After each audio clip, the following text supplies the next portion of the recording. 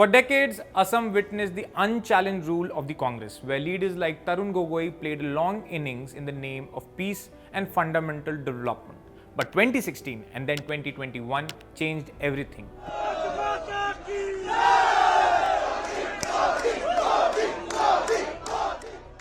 ECI के number जोर से कह रहे हैं कि हिमंता बिस्वा शर्मा का ममा ब्रांड चल गया है। साफ बहुमत के साथ उनकी सरकार वापस आ रही है। वो एक बार फिर से मुख्यमंत्री बनने जा रहे हैं। पूरे राज्य का पॉलिटिकल डीएनए ही बदल गया। चुनाव आयोग के लेटेस्ट डेटा और एग्जिट पोल्स ने कॉन्टेस्ट यही प्रेडिक्ट किया था कि कॉन्टेस्ट जो है वो एक तरफा है। मेजॉरिटी ऑफ एजेंसीज ने मुख्यमंत्री हिमंता बिस्वा शर्मा की बीजेपी सरकार की ही वापसी प्रेडिक्ट की थी। नतीजे समझने के लिए ये 4-5 पॉइंट समझ लीजिए, काम हो जाएगा। पहले इस बार का वोटिंग परसेंटेज देखिए, 85.91। It's not just a number. The swing behind these numbers offers several profound indication about the future politics of Assam. अब सवाल वही कि क्या काम आया, किसके आया और कौन क्यों कैसे आगे बढ़ा। Let's first talk about the mass stroke, जिसने चुनावी मैदान की बाउंड्री ही बदल दी, लिटरली परिसीमन या डीलिमिटेशन। 1976 के बाद पहली बार असम की कॉन्स्टिट्यूएंसीज की ज्योग्राफी बदल दी गई। वे विधानसभा की सीटें 126 ही रहीं, पर जो स्ट्रेटेजिक इंजीनियरिंग की गई उसने ऑपोजिशन खेमे की नींद उड़ा दी। विपक्ष का आरोप था कि 2001 की सेंसस को जानबूझकर आधार बनाया जा रहा है और उससे खेल किया गया। Analysts suggest that as a result of reorganization, the influence of minority voters who served as kingmakers earlier was either diluted or merged across at least 10 such Muslim majority seats. Bhajpa ने इसे जाति माटी भेटी यानी विरासत भूमि और आधार की रक्षा का नाम दिया। इससे अल्पसंख्यक वोटों पर का बिखराव हुआ और IUDF जैसी पार्टीज हाशिए पर चली गई। Conversely, the increasing number of SC/ST seats acted as a protective shield was to create for indigenous communities. Voters के लिए इसका मतलब था कि वो अब नए नक्शे पर वोट दे रहे हैं, जहां उनके पुराने गढ़ बदल चुके हैं। अब बात उस ब्रांड की जो आज असम के हर घर घर तक पहुंच चुका है, ममा ब्रांड। मुख्यमंत्री हिमंता बिस्वा शर्मा ने खुद को राज्य के ममा यानी मामा के रूप में स्थापित कर लिया है। ये सिर्फ एक कोरा नारा नहीं, डिस्ट्रीब्यूटिव पॉलिटिक्स का एक सॉलिड मॉडल है। ये कई लोगों ने अपनाया। इस मॉडल का दिल है अरुणोदय 3.0। 40 लाख महिलाओं के बैंक खातों में हर महीने सीधे 1250 रुपए, चुनाव से ठीक पहले 9000 रुपए का एक मुश्त ट्रांसफर।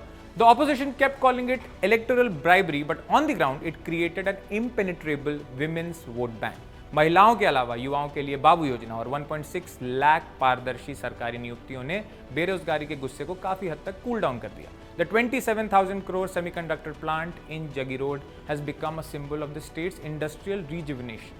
शर्मा ने शासन को डिलीवरी फर्स्ट मोड में डाल दिया, जहां सवाल महंगाई का कम और खाते में आए पैसों का ज्यादा हो गया। पर क्या सब कुछ इतना हंकी डोरी था? नहीं, विवाद भी आए। इसलिए अब बात उस विवाद की जिसने सरकार की सख्त शासक वाली छवि पर सवाल खड़े किए, द बुलडोजर जस्टिस। गुवाहाटी का सिलसाको बील बेदखली अभियान। जल भराव रोकने के नाम पर 600 घर मलबे में तब्दील कर दिए गए। जब महिलाओं ने विरोध में सार्वजनिक रूप से वस्त्र उतारे तो वो तस्वीरें शासन की कठोरता का प्रतीक बन गई। The opposition termed it as anti poor and alleged that corporate assets were not even touched. लेकिन सरकार ने इसे घुसपैठिए बनाम स्वदेशी के नैरेटिव में लपेट दिया। चुनाव के दौरान AI जनरेटेड वीडियोस में मुख्यमंत्री जो हैं वो आपने देखी होंगी वीडियोस, घुसपैठियों पर निशाना साधते हुए दिखाए जा रहे हैं। ये मस्कुलर गवर्नेंस भाजपा की रणनीति का हिस्सा थी। समर्थकों के लिए निर्णायक शासन डिसाइसिव और विरोधियों के लिए अधिनायकवाद या टोटलिटेरियनिज्म। अब चैलेंजर की बात कर लीजिए। असम की राजनीति में एक नया चेहरा, गौरव गोगोई। मतलब नया नहीं है पर रिलेटिवली नया इस चुनाव के हिसाब से। 2024 की जोराहाट सीट जीत के बाद गौरव विपक्ष के निर्विवाद सेनापति बन गए। उन्होंने बनाया असोम सम्मिलित मोर्चा, a 6-party alliance that possessed the strength to take on the BJP's machinery. गौरव की रणनीति के 3 पिलर थे। पहला, मुख्यमंत्री के परिवार पर भूमि घोटालों के आरोप को लेकर पलटवार करना। दूसरा, 6 समयोदायों को ST दर्जा देने का संजीवनी वादा। और तीसरा, इंदिरा गारंटी की तरह अपना एक वेलफेयर मॉडल पेश करना। However, they had to face the onslaught on dynastic politics. Mama मुख्यमंत्री ने इसे 3 पूर्व मुख्यमंत्रियों के बेटे का क्लब करार दिया।